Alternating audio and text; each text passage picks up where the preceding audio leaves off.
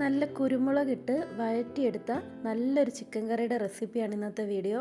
ബ്രേക്ക്ഫാസ്റ്റിനും ഡിന്നറിനും ഒക്കെ കഴിക്കാൻ പറ്റിയ നല്ലൊരു പെപ്പർ ചിക്കൻ്റെ റെസിപ്പിയാണ്. അപ്പോൾ എങ്ങനെയാണെന്ന് നോക്കാം. ഇതേ ഒരു പാൻ ചൂടാക്കി അതിലേക്ക് കുറച്ച് വെളിച്ചെണ്ണ ഒഴിച്ചിട്ടുണ്ട്. എണ്ണയൊന്ന് ചൂടായി വരുന്ന നേരത്ത് നമുക്കതിലേക്ക് 1/2 ടീസ്പൂൺ ഇഞ്ചി ചതച്ചതും 1/2 ടീസ്പൂൺ വെളുത്തുള്ളി ചതച്ചതും ചേർത്ത് കൊടുക്കുന്നുണ്ട്. ഇനി അതിലേക്ക് തന്നെ കുറച്ച് കറിവേപ്പില കൂടി അങ്ങ് ഇട്ട് കൊടുക്കുന്നുണ്ട്. ഇതൊന്നും വലുതായിട്ട് മൂക്കാൻ വേണ്ടി കാത്തു നിൽക്കേണ്ട. അതിനോടൊപ്പം തന്നെ നമുക്ക് 1/4 ടീസ്പൂൺ മഞ്ഞൾപ്പൊടി കൂടി ചേർത്ത് കൊടുക്കാം. മഞ്ഞൾപ്പൊടി കൂടി ഇട്ട് ഒന്ന് ഇളക്കി കൊടുത്തതിന് ശേഷം നമുക്കിതിലേക്ക് ചിക്കൻ ഇങ്ങനെ നല്ല കഴുകി വൃത്തിയാക്കി വെച്ചിരിക്കുകയാണ്, അത് ഇതിലേക്ക് അങ്ങ് ചേർത്ത് കൊടുക്കാം. ഞാനിപ്പോൾ ഇവിടെ ഒരു 750 ഗ്രാം ചിക്കനാണ് എടുത്തിരിക്കുന്നത്. അതിൻ്റെ അളവുകളാണ് ഞാനീ പറയുന്നത്. 1 കിലോ ചിക്കനൊക്കെ എടുക്കുമ്പം അതിനനുസരിച്ച് ഇഞ്ചിയും വെളുത്തുള്ളിയുടെ ഒക്കെ അളവൊന്ന് കൂട്ടി കൊടുക്കണം. അപ്പോൾ ചിക്കൻ ഇതിലേക്കിട്ട് ഇതുപോലെ ഒന്ന് തിരിച്ച് മറിച്ചിട്ടൊന്ന് ഫ്രൈ, അധികം അങ്ങ് ഫ്രൈ ആവണ്ട, ഒന്ന് ആ എണ്ണയിൽ കിടന്ന് ആ വെള്ളമൊക്കെ ഒന്ന് വറ്റി വരുന്ന സമയം മതി. അത്രയും നേരം ചിക്കൻ നമുക്ക് ആ എണ്ണയിലിട്ടൊന്ന് തിരിച്ചും മറിച്ചും ഒന്ന് ഇട്ട് കൊടുക്കാം. ചിക്കൻ്റെ പീസുകളെല്ലാം തിരിച്ച് മറിച്ച് ഇട്ട് ഒന്ന് ആ കളറൊന്ന് ചേഞ്ച് ആയി വന്നാൽ മതി. ഓവറായിട്ട് മൊരിഞ്ഞു പോവുകയൊന്നും വേണ്ട. അപ്പോൾ തീ കുറച്ചിട്ട് ഇങ്ങനെ ഒന്ന് ചെയ്തെടുത്താൽ മതി.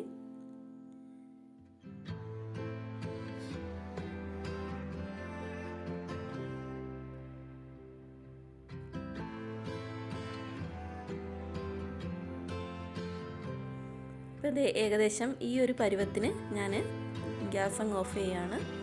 ഇനി നമുക്ക് ഈ പീസുകളെല്ലാം അങ്ങ് മറ്റൊരു ബൗളിലേക്ക് മാറ്റിയെടുക്കാം. അപ്പോൾ ബാക്കി വന്ന എണ്ണയിലേക്ക് വീണ്ടും 1 ടീസ്പൂൺ വെളുത്തുള്ളി ചതച്ചത് ചേർത്ത് കൊടുത്തിട്ടുണ്ട്. അതോടൊപ്പം 1 സ്പൂൺ ഇഞ്ചി ചതച്ചതും കൂടെ ചേർത്ത് കൊടുക്കുന്നുണ്ട്. ഇതോടൊപ്പം നമുക്ക് ഒരു 4 പച്ചമുളക് ഇതുപോലെ വട്ടത്തിൽ അരിഞ്ഞതും കൂടി ചേർത്ത് കൊടുക്കുന്നുണ്ട്. ഈ ഒരു കറിയിലേക്ക് എരിവിന് പച്ചമുളകും കുരുമുളകുമാണ് നമ്മൾ കൂടുതലായിട്ട് ചേർക്കുന്നത്.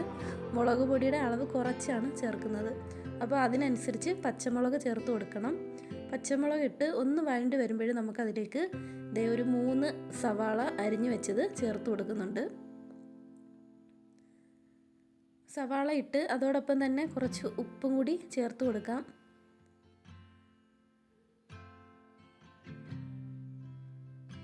ഉപ്പും കൂടി ചേർത്ത് സവാള നന്നായി ഒന്ന് വഴറ്റിയെടുക്കാം നമുക്ക്.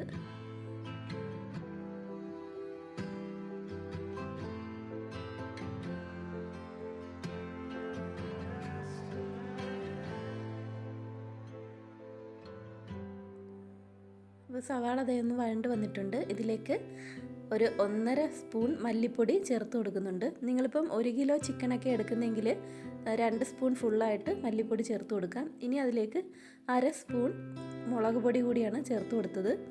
1 കിലോ ചിക്കനാണെങ്കിൽ 1 സ്പൂൺ ഫുള്ള് മുളക് പൊടി ചേർത്ത് കൊടുക്കണം. അതോടൊപ്പം 1 സ്പൂൺ കുരുമുളക് പൊടിയും ചേർത്ത് കൊടുത്തിട്ടുണ്ട്. ഈ കുരുമുളക് പൊടിയും പച്ചമുളകും മാത്രമാണ് ഇതിന് എരിവിന് ആവശ്യമായിട്ട് നമ്മൾ ഇടുന്നത്. അപ്പോൾ അത്രയൊന്നും ഇട്ട് ആ മസാലയോടൊപ്പം ആ പൊടികളൊന്ന് മൂത്ത് വരുമ്പോൾ നമുക്ക് ചിക്കൻ ഫ്രൈ ചെയ്ത് വെച്ചിരിക്കുന്നതും കൂടെ ഇതിനോടൊപ്പം അങ്ങ് ഇട്ട് കൊടുക്കാം. ആ മസാല എല്ലാം ചിക്കൻ്റെ എല്ലാ ഭാഗത്തേക്കും ഒന്ന് പുരണ്ട് വരുന്ന പോലെ ഒന്ന് ഇളക്കി കൊടുക്കാം. ഇനി ഇതിലേക്ക് നമുക്ക് ഒരു 3-4 തക്കാളി അരിഞ്ഞു വെച്ചിരിക്കുന്നത് ചേർത്ത് കൊടുക്കാം. ഞാനിപ്പം വലിയ തക്കാളി 3 എണ്ണം എടുത്തിട്ടുണ്ട്. തക്കാളി കൂടുതലാണ് ഈ ഒരു കറിക്ക് ചേർക്കുന്നത്. നമ്മൾ തക്കാളി ഇട്ടത് ഇതുപോലെ അങ്ങ് മൂടി വെച്ച് കൊടുക്കാം.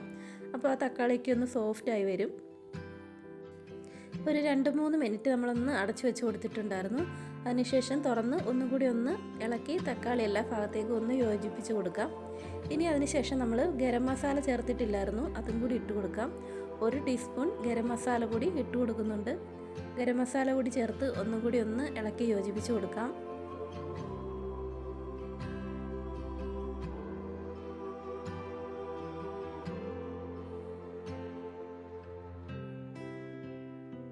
നമുക്ക് ഈ ബ്രേക്ക്ഫാസ്റ്റിൻ്റെ കൂടെയൊക്കെ കഴിക്കാൻ പറ്റിയ കുറച്ച് സ്പൈസി ആയിട്ടുള്ളൊരു ചിക്കൻ കറിയാണിത്. നല്ലൊരു ഡിഫറെൻറ്റ് ടേസ്റ്റിലാണിത് നമുക്ക് കിട്ടുന്നത്. ഇപ്പോഴൊന്നും നമ്മൾ വെള്ളം ഒഴിച്ചിട്ടില്ല. ഈ തക്കാളിയിൽ തന്നെ ഒരു ജ്യൂസ് ഇറങ്ങി ചെറിയൊരു നനവ് അതിലുണ്ടാവും. ആ ഒരു പരുവത്തിൽ ഇതങ്ങ് മൂടി വെച്ച് ഒരു 10 മിനിറ്റ് ചെറിയ തീയിലിട്ട് ഇതുപോലൊന്ന് വേവിച്ചെടുക്കുന്നുണ്ട്. ഇപ്പം ഇതുപോലൊന്ന് റോസ്റ്റായി വന്നിട്ടുണ്ട്. എല്ലാം കൂടി നല്ല മിക്സായി.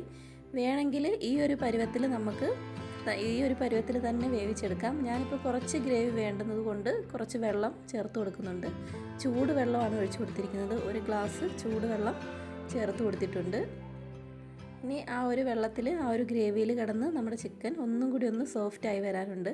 അപ്പോൾ ഈ സമയത്തെല്ലാം നമ്മുടെ സ്റ്റൗ ഒന്ന് സിമ്മിൽ തന്നെ വെച്ചിരിക്കണം. ഒരിക്കലും തീ കൂട്ടിയിടരുത്. അപ്പോൾ ഇതുപോലെ നല്ല ഗ്രേവിയൊക്കെ ആയിട്ട് നല്ല കുറുകിയ ചാറോടുകൂടി ചിക്കൻ കറി കിട്ടിയിട്ടുണ്ട്.